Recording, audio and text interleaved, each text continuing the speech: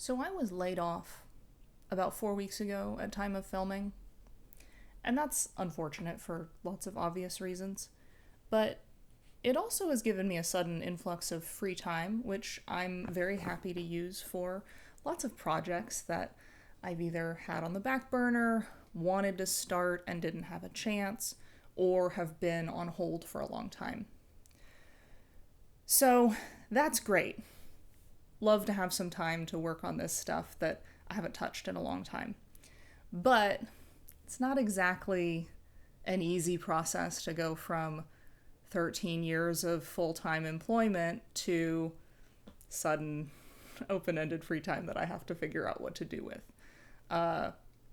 Your brain changes, your habits change. I'm rusty at a lot of the stuff that I need to do to execute on these projects that I want to finish. So my plan is I'm going to do a little art challenge, a little exercise to start flexing those muscles again, get a little creative in a low stakes way. And the goal right now is 1 week of making art every day. And I have some general rules. I don't want to do anything on the computer. I've spent too long on the computer this year.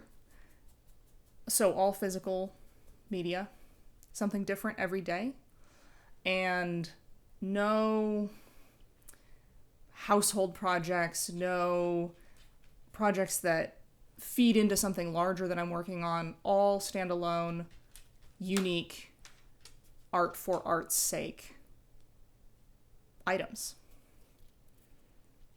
So feel free to follow along, do your own version of this. Let's all get creative.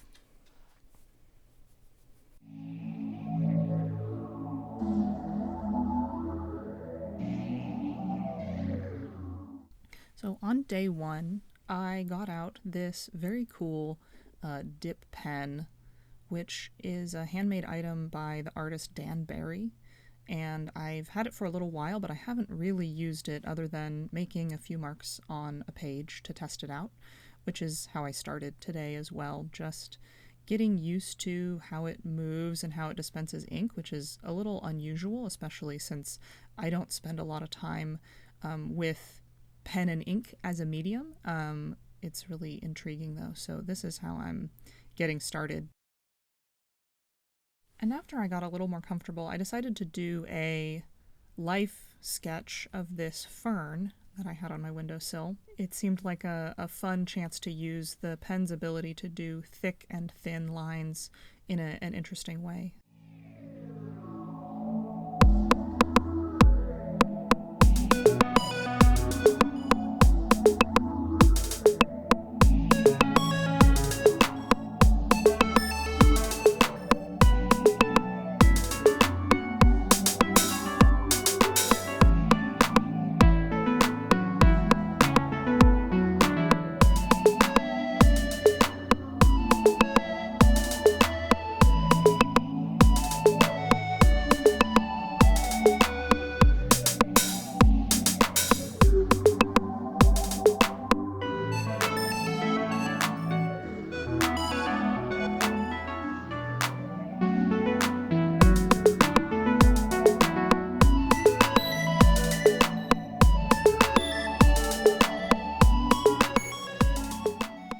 On day two, I had a really crazy busy day and kind of got to the end of the evening realizing I had not made any art yet. So I got out some materials that were a little bit more of a familiar medium, which are these watercolor pencils and water pens.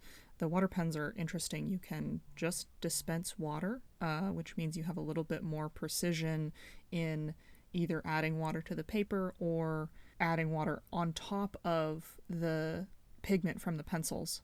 So again, I'm starting out just doing some doodles, getting more comfortable with making marks with the materials, and seeing what feels and looks good.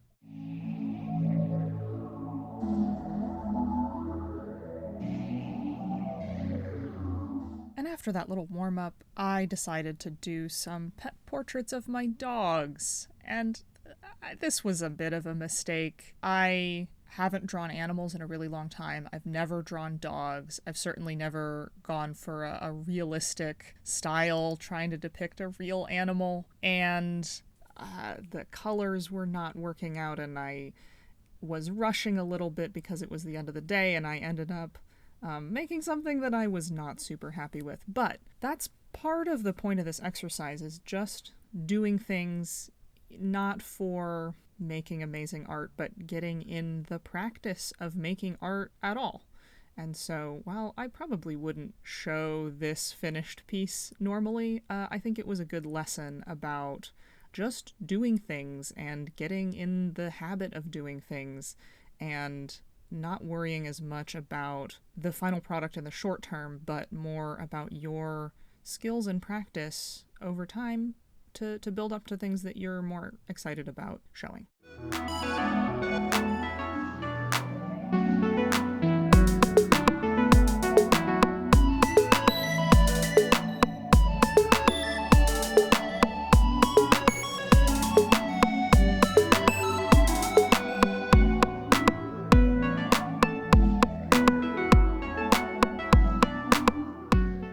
Day 3, I had a little more time, so I thought I would dig out these old cooking magazines that I've been hoarding on my shelf for many years and not looking at, and make some collage. So first I had to go to the craft store and buy glue sticks, which I did not have, and of course found some other things I needed to bring home while I was there. And these were all cooking magazines, but I was not as interested in making a collage about food, and so it was kind of an interesting process to pick through the magazines and find interesting elements that weren't the primary subject matter of the magazines. It was mostly ads and little edge pieces, things from more sort of homemaking type articles, whatever I could find. I was also focused a little bit on foliage. I thought I wanted to make something with some greenery and plant life, so that's what I'm looking for when I'm filtering through these pages.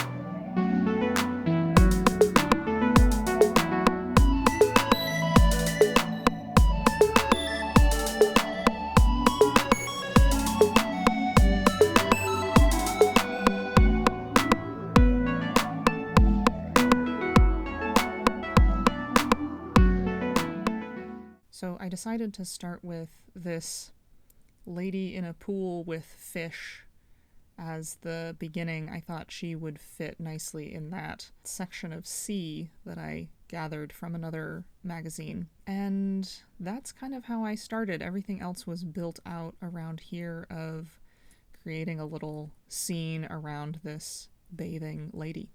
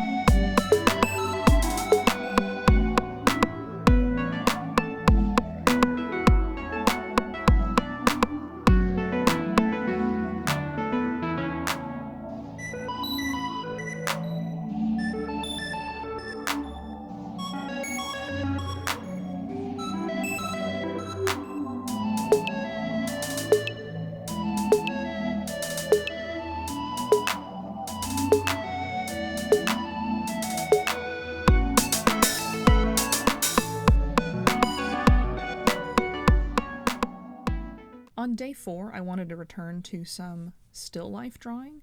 This time I just grabbed a plain old mechanical pencil and sketchbook, which mechanical pencils are maybe not the ideal media for this. It didn't go as dark for the shadows as I would have liked.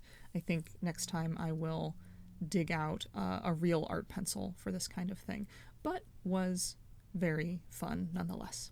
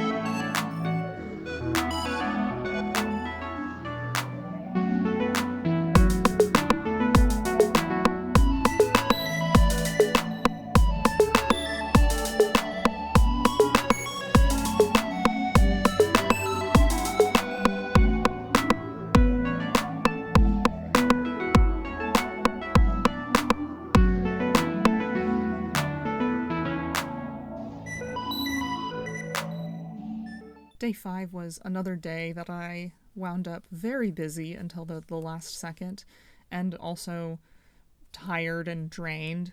And on a normal day, I would not have sat down to make art, but because I was trying to stick to the challenge, I decided to do something very simple and just draw some little guys. And that's what I did. I sat down with my little guy in my lap and doodled with a pen.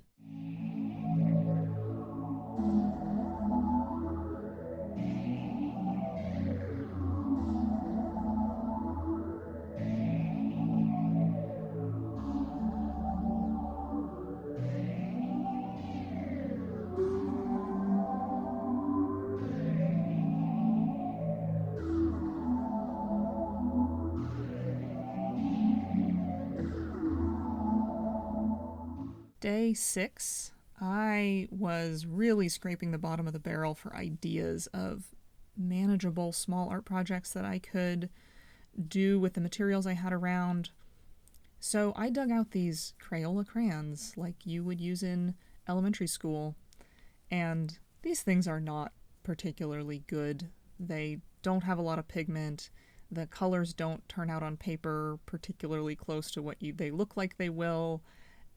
And I'm starting out by just testing out the colors so that I don't get tricked later on by something that looks vibrant and turns out pastel or vice versa. And I decided to draw a lady with big hair this time. It's a very comfortable sort of subject matter for me, as I used to spend a lot of time drawing faces and hair, and it's a little bit of a throwback to a time in my life when I was doing a lot more art.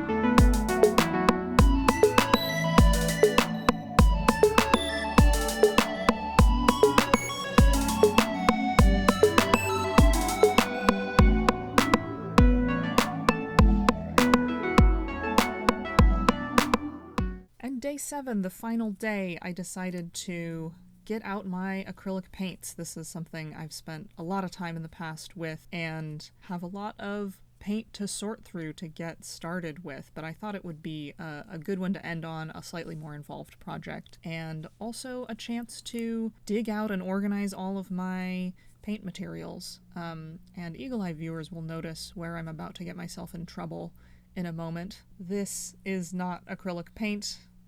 I was not looking closely enough, and I'm about to get myself in trouble with that large tube of white oil paint. And I'm just getting started by putting down a base layer of paint to give myself a surface to work on. Paint tends to stick better to other paint than it does to canvas, so I'm starting out with a base layer of white. Unfortunately, as I'm about to notice, this is not acrylic paint. This is oil paint, which means I'm not going to be able to paint over it today. Acrylic paint dries very quickly, and in a single session you can put down a layer, wait for it to dry, and then paint on top of it. Unfortunately, oil paint takes many days to dry, so I had to set this project aside and revisit after this canvas was usable again.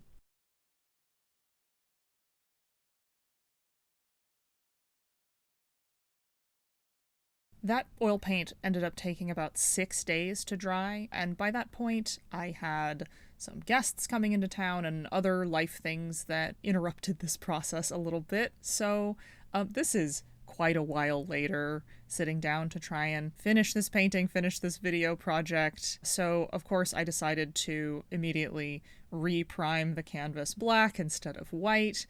And then I started working on a little underwater scene. I had made a painting of a kelp forest many years ago that I really liked, and so I was drawing on that to get back into the ocean and see where it goes from there.